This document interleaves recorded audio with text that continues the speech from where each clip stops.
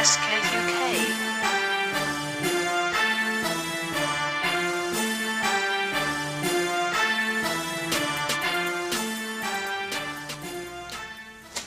Hey guys, I'm back today with another video on my Slash 4x4, and today I'm going to be doing another tyre reveal for my Slash 4x4. These are going to be the Pro-Line Badlands SC 2.2 to 3.0s, the inch diameter of course for the SE short course size, the standard size. Going to be mounting these onto my Pro-Line Split 6 bead-locks. If you've got a keen eye, you could probably see that I've already done a pair already, but I thought I'd do a sort of opening just to show you guys what you get in the packaging. Everyone knows the Badlands if you're into RC. If you ask on forums the best off-road tyre, generally people will comment saying Pro-Line Badlands. They are a just the standard off-road tyre that people go for aftermarket. So I'm just going to open these up. Okay guys, now I've got the tyres out of the packaging. I'll just give you a closer look at them. The style of them is often referred to as like a sort of aggressive motocross style. If I could just get the camera to focus on them. There you go. As you can see, it comes with Pro-Line's blue closed cell inserts. And as you can see, some of the foam some of the foam blueness, I suppose, like the powdery part of it is sort of rubbing onto the tyre, but that will come off after you start running them. If you're gluing these tyres onto wheels and not using the bead locks, as you can see I'm going to be doing, it is best to wash the actual tyres themselves inside and out. So take the foam out and give them a good clean, because the residue, I don't know if you can see sort of the shininess, also like this blue powder as well, will stop the tyre glue from adhering to the actual wheel. So it's a good idea to actually wash them out, wash the tyres off, and then glue them so you get the best adhesion between the tyre and the actual wheel. But as I'm going to be using bead-locks, it's not such an issue. Obviously I could go ahead and clean them, but I'm just going to slap them straight on. So I am going to demonstrate how to put these tyres onto the Split 6s. Of course any tyre. This video will be sort of a tutorial on any tyre you want to put onto the Split 6 bead-locks, but just for sake I'm going to be doing the Badlands. If I just do a quick little preview of what they will look like in the end, that is what they're going to look like in the end, as you can see. That's what they're going to look like on the Slash. So let's get to work. Turn the car this way. So I'm going to demonstrate one to you, and then I'm going to cut the video and put the other one on, because you only see me do one. So the first thing to do is, obviously, you're going to take your wheel off. So just take the wheel off. I believe these standard short course trucks use a 4mm wheel nut, so I just put the wheel nut back on just so I know where it is, and then we can move on to removing the actual bead lock. So the red ring is the bead lock, and it's held on by these 6 screws. These are 2mm headed screws, so all you're going to do is just undo the wheel. So I'm going to do that and I'll come back, so you don't watch me spend like 10 minutes undoing screws. So I'm going to cut it here and I'll be right back. So after you've removed the last screw, just here like this, you should have 6 of these screws. I do believe these screws are stainless steel. If the camera will focus. Oh god. Come on, camera. Oh, well, it doesn't need to focus, you know what screws look like. So these are the screws that come with the bead locks out of the box. I'm just going to put them there. Stay. Right. So now, here's your actual bead.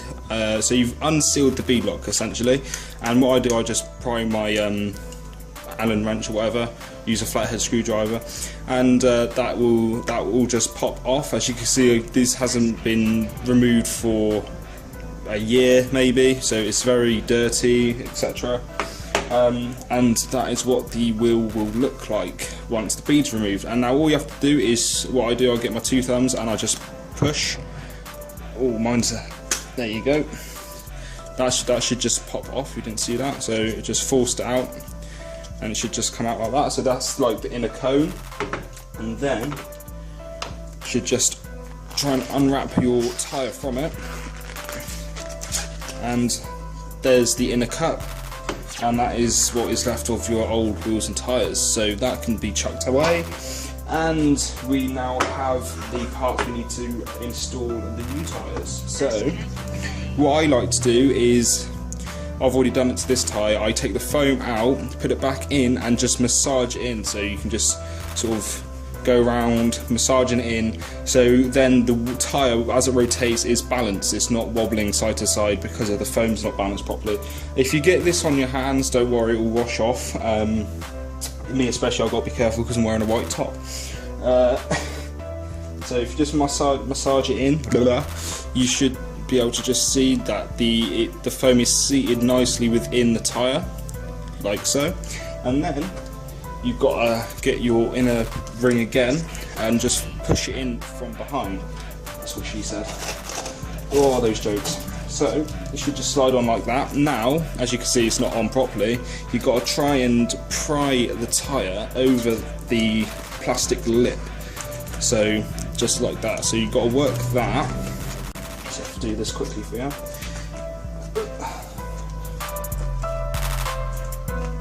You can do this better if you're just taking your time with it, but obviously I'm going to do it a little bit quicker for you guys on camera. Come on. There you go. Right. So the rear part of the tyre should... Mine's not doing it properly. Come on. Come on, come on, come on. Right, so the rear should sort of seat like this. So if I get it to focus in there. Come on, mate. Focus for me.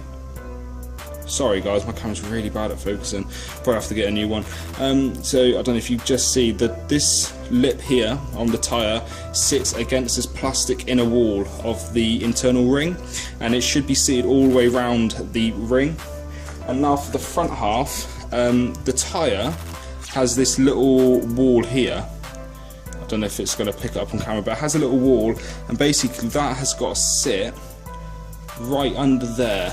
So between the foam, it would help if the camera would focus really, wouldn't it? So you guys can actually see what I'm doing.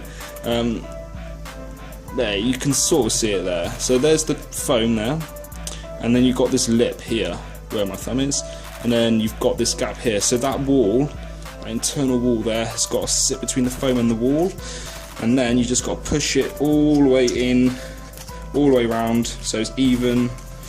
And then this is what I like to do.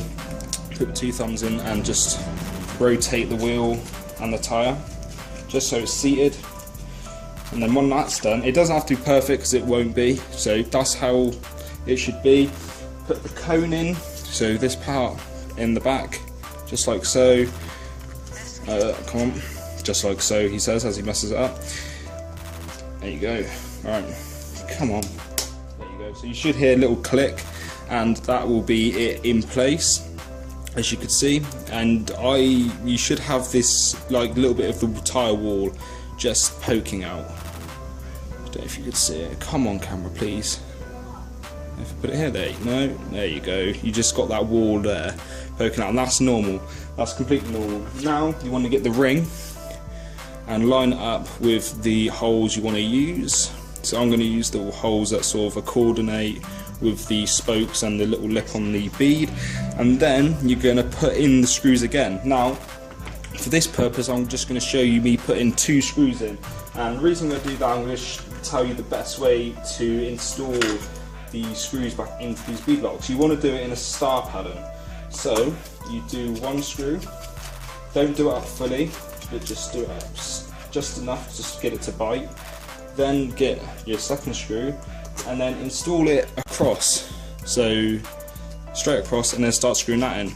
And then what this basically does, it applies an even pressure to the sides of the tyre. And then what you want to do is go from here, this hole to this one, then from here to here, and then tighten them all down. So I'm going to stop this part of the video, do that, and come back and show you the car with all the tyres fully installed for you. Okay guys, now once you've done that and you put the wheel nut back on, this is what the Pro-Line Badlands will look like on your split 6 bead-locks if you're going to use split 6s. It gives the truck a little bit more ground clearance because obviously these lugs are quite big. If I didn't mention, I'm using the Pro-Line M2 compounds. It's kind of the harder compound, lasts a little bit longer. Obviously these you're not going to be looking for maximum grip on like a tarmac surface, so off-road it doesn't really matter too much, like on grass or open grass field. The Pro-Line bead-locks will add a little bit more weight to the car, which is good for traction, but obviously it will wear out your drive line a little bit quicker if you're going to constantly be using them. But overall, I'm happy with how they look, and for the sake of completeness, just going to pop the body on, just like so. There you go. So that's what they look like with the Pro-Line Flowtech shell on. As you can see, you might have to do a little bit of trim around the wheel wells, but I'm going to run it and see what the circumstances is.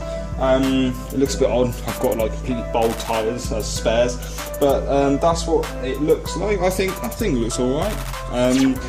But yeah, that's pretty much this video. Just an overview of the Pro-Line Badlands and how to install them on Pro-Line split 6 bead-locks. All item descriptions will be in descriptions. All item product codes will be in the description below. That includes the split 6 and the Pro-Line Badlands tyres. There you go. And so yeah, that's pretty much it for this video, guys. So if you like the video, please give it a thumbs up. If you have any questions or comments or anything like that, please put it in the comment section down below. I'll be happy to help and reply. And if you're new around here and you like the videos on my channel, please do hit the subscribe button to add to the community I've already grown so far. I know we're getting close to the 500 subscriber mark, so I've got a couple of things planned for that, so sit tight. And yes, that's pretty much it. So thank you all for watching, and I hope to see you guys in the next video.